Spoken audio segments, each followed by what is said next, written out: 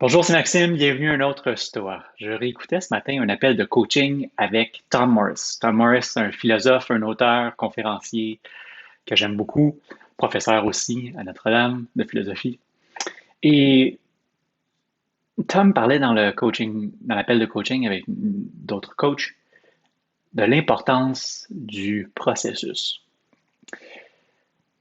Donc, je vais essayer de faire plusieurs liens parce qu'il m'a inspiré quelques idées que je voulais vous partager.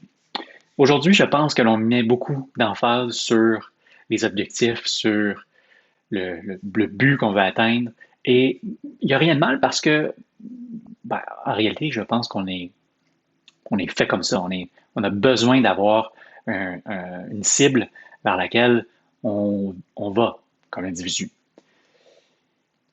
Mais selon les multitudes de recherches qui ont été faites autour de ça, selon ce que l'histoire nous enseigne autour de ça aussi, c'est pas dans l'atteinte du but ou de l'objectif, du résultat on va y chercher quelque chose, mais c'est plutôt dans le processus, dans chaque moment, dans chaque action qu'on va mettre de l'avant, dans tout ce qu'on va rencontrer dans ce processus-là, bon comme moins bon, qu'il y a quelque chose de plutôt magique qui va se passer. C'est là qu'on va y chercher aussi souvent beaucoup plus de bonheur, plutôt que de savourer la fin.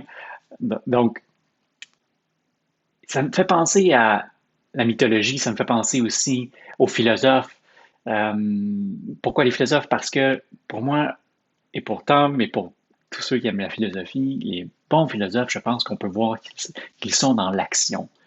C'est pas juste la comment Tom a dit dans le coaching, il a dit Philosophy is action through contemplation. Donc, c'est pas juste d'être là, puis de méditer, puis de penser à la vie, puis d'écrire, puis que ça soit très cognitif, là, la philosophie.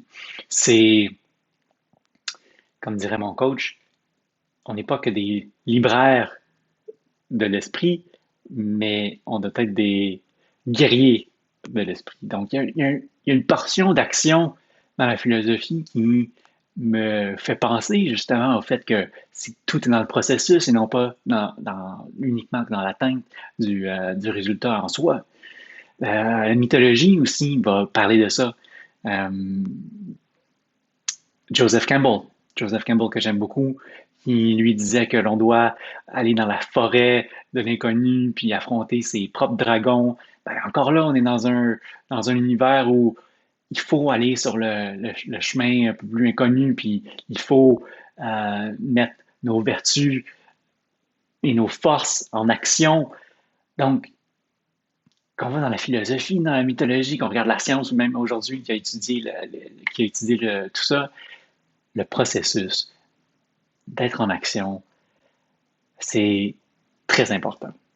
Et l'appel que l'on a aussi pour aller vers ces aventures-là, se mettre en action, ça, c'est encore tout aussi important, je pense. Je touche mon cœur parce que je pense que c'est de là que ça vient. On est souvent appelé à aller vers notre propre aventure.